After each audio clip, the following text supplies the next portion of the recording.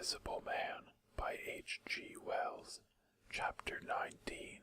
Certain First Principles. "What's the matter?" asked Kemp when the Invisible Man admitted him. "Nothing," was the answer. "But, confound it, the smash." "Fit of temper," said the Invisible Man. "Forgot this arm, and it's sore." "You're rather liable to that sort of thing." "I am." Kemp walked across the room and picked up the fragments of broken glass. "All the facts are out about you," said Kemp, standing up with the glass in his hand. "All that happened in Ipping and down the hill. The world has become aware of its invisible citizen, but no one knows you are here." The Invisible Man swore. "The secret's out. I gather it was a secret. I don't know what your plans are, but of course I'm anxious to help you."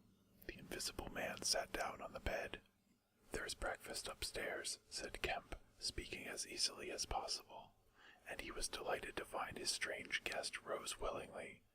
Kemp led the way up the narrow staircase to the belvedere.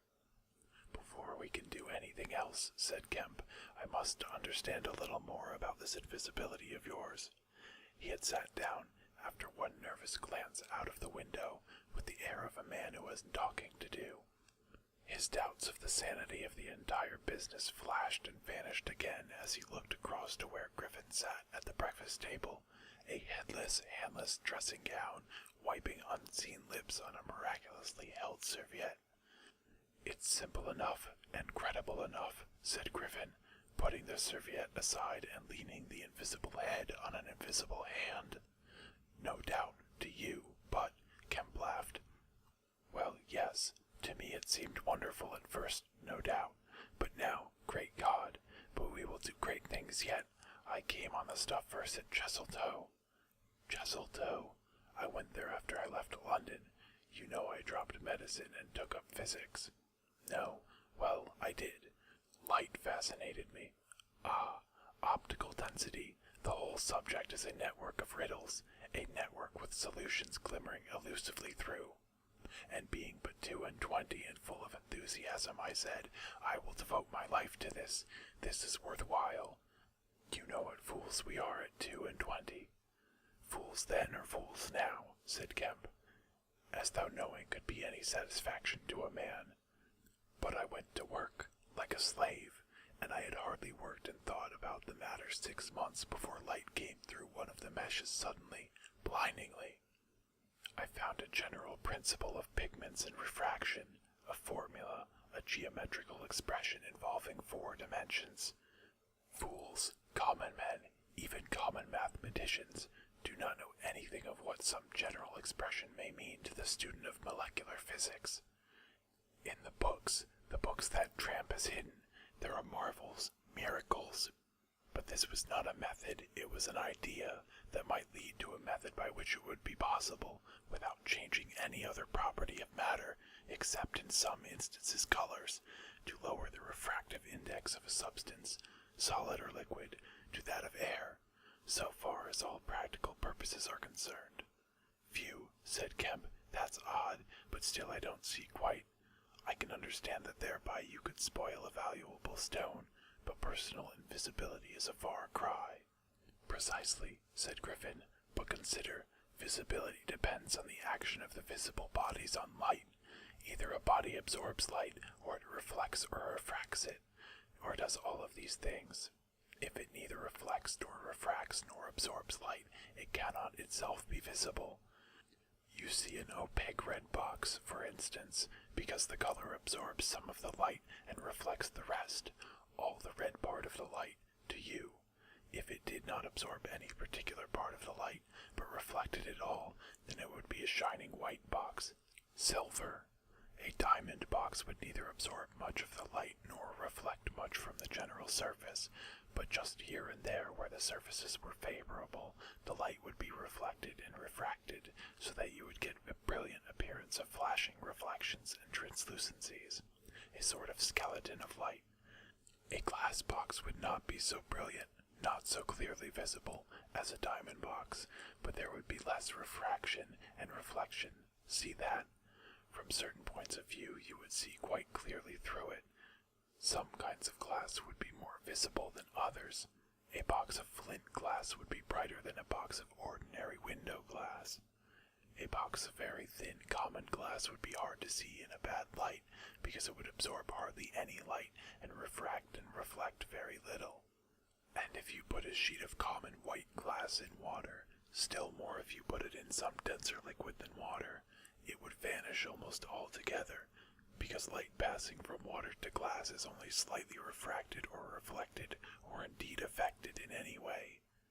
It is almost as invisible as a jet of coal gas or hydrogen is in air, and for precisely the same reason. Yes, said Kemp, that is pretty plain sailing.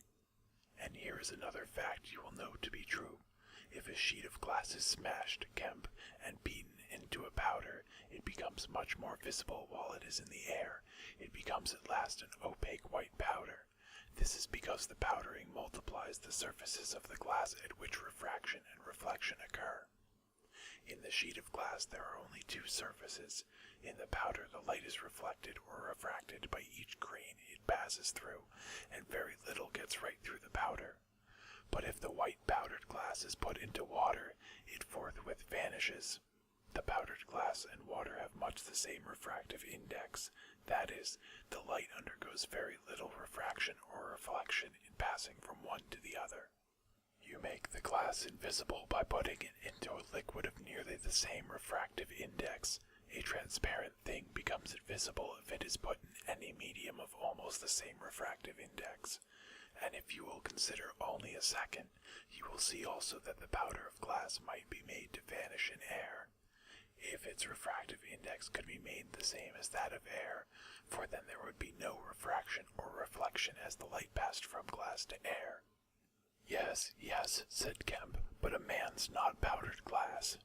No, said Griffin, he's more transparent. Nonsense. That's from a doctor. How one forgets. Have you already forgotten your physics in 10 years? Just think of all the things that are transparent and seem not to be so.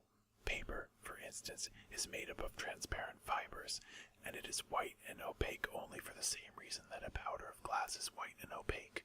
Oil white paper. Fill up the interstices between the particles with oil so that there is no longer refraction or reflection except at the surfaces, and it becomes as transparent as glass.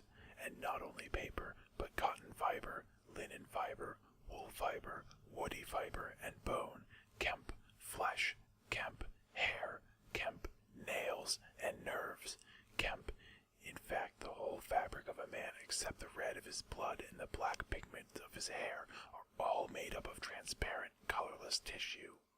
So little suffices to make us visible one to the other. For the most part the fibers of a living creature are no more opaque than water. Great heavens, cried Kemp. Of course, I was thinking only last night of the sea larva and all jellyfish. Now you have me, and all that I knew and had in mind a year after I left London, 6 years ago. But I kept it to myself. I had to do my work under frightful disadvantages. Oliver, my professor, was a scientific bounder, a journalist by instinct, a thief of ideas. He was always prying, and you know the knavish system of the scientific world. I simply would not publish and let him share my credit. I went on working. I got nearer and nearer making my formula into an experiment, a reality. I told no living soul because I meant to flash my work upon the world with crushing effect and become famous at a blow. I took up the question of pigments to fill up certain gaps, and suddenly, not by design but by accident, I made a discovery in physiology. Yes, you know the red coloring matter in blood. It can be made white, colorless, and remain with all the functions it has now. Kemp gave a cry of incredulous amazement. The invisible man rose and began pacing the little study.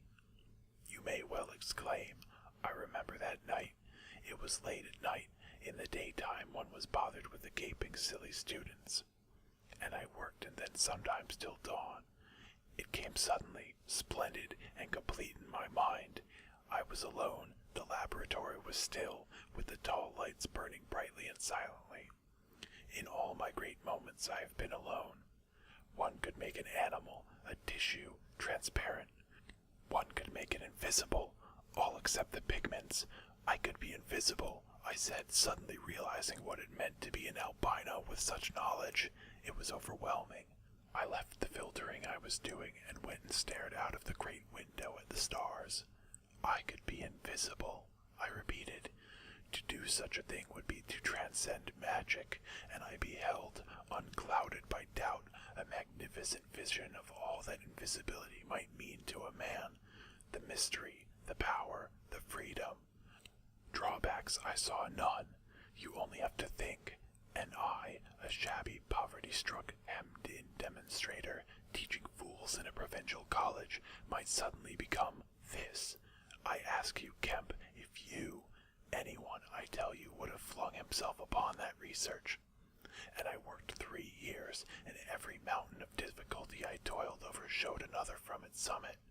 The infinite details and the exasperation. A professor, a provincial professor, always prying. When are you going to publish this work of yours, was his everlasting question. And the students, the cramped means, 3 years I had of it. And after 3 years of secrecy and exasperation, I found that to complete it was impossible. Impossible. How? Asked Kemp. Money, said the invisible man, and went again to stare out of the window. He turned around abruptly.